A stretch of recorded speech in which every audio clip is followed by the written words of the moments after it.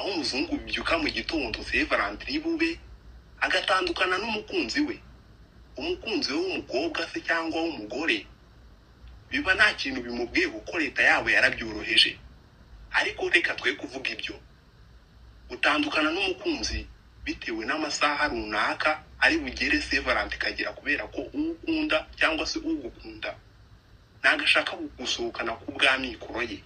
Umuntu afite akaga runaka ko kuza kukwitaho kubera ko aba afite abakunzi benshi cyane, aho usanga umuntu w'umusore afite abakobwa benshi batagira ingano, ugasanga umusore afite abakobwa 7 akunda. Saint Valentin yageza cyangwa se yagera akazibambwa zerekeza he, nta giciro afite mu mufuka, ari vide mu ndimi z'amahanga. Ibi bimuviramo gutoroka cyangwa se kugenda akati umwe kuri umwe kugira ngo abashe kubitandukanya nabo. Saint Valentin ayinyureho nk'umucyo mwiza nta muntu abangamiye, ariko ahangaha aba yandavuye.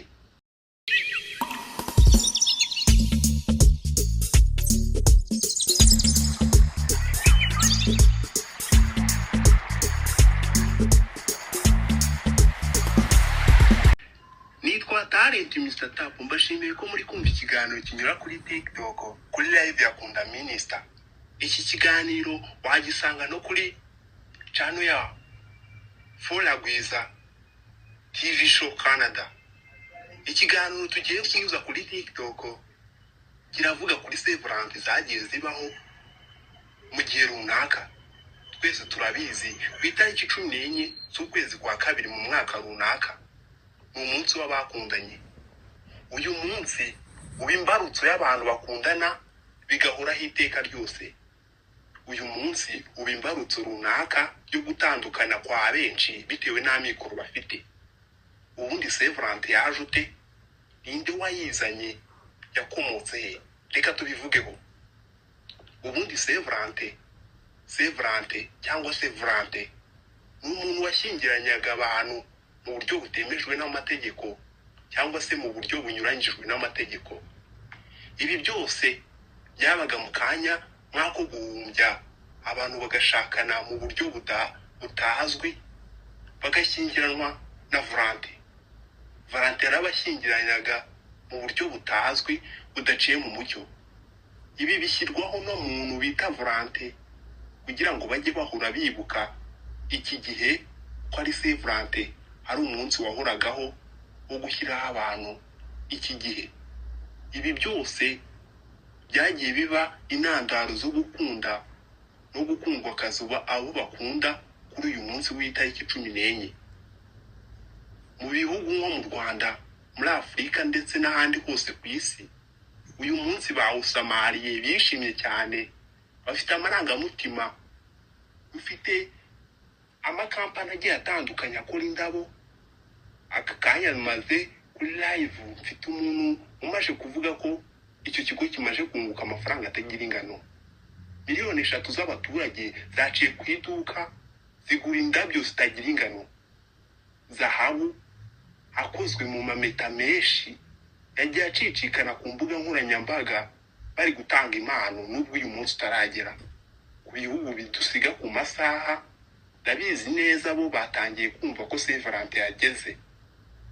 Ariko ibi byose biba kanya nk'ako guhumbya. Tudatinze, reka tuvuge ku ijambo cyangwa se ku kintu twese twamaje kwibuka, twamaje gutegurirwa n'imbuga nkoranyambaga, aho uri guca ku manu bakakubwira ngo Saint Valentin uyiteguye ute.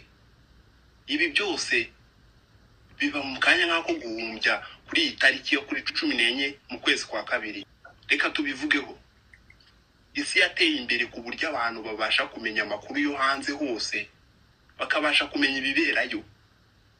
Tudatinze, reka tuvuge ku mahanga kuri biriya bihugu. Ariko siko bafata umunsi nka Saint Valentin, aho umuzungu bibyuka mu gitondo Saint Valentin bube agatandukana n'umukunzi we, umukunzi we w'umukobwa se cyangwa w'umugore.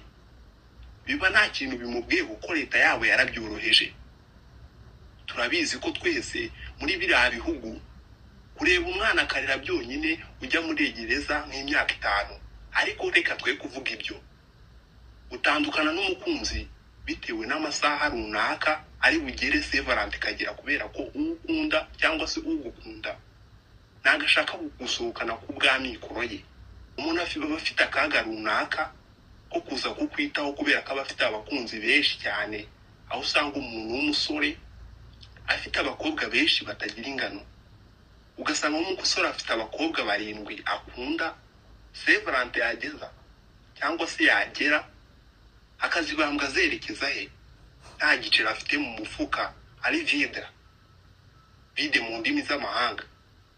Ibi bimuviramo gutoroka cyangwa se kugenda kati umwe kuri umwe kugira ngo abashe kubitandukanya nabo. Severant anyureho nk'umucyo mwiza nta muntu abangamiye, ariko ahangaha aba yandavuye. Mwese ndabashishikariza kuza guha Imana abakunzi mukunda nko kuri uyu munsi mukuru, bakazahora babyibuka.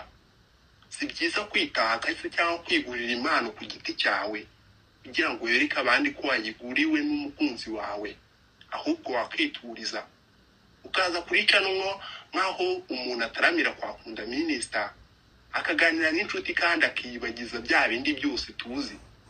Mu busanzwe Severant bibutyo bagenda bamwibuka gutyo uruhererekanye ku rundi.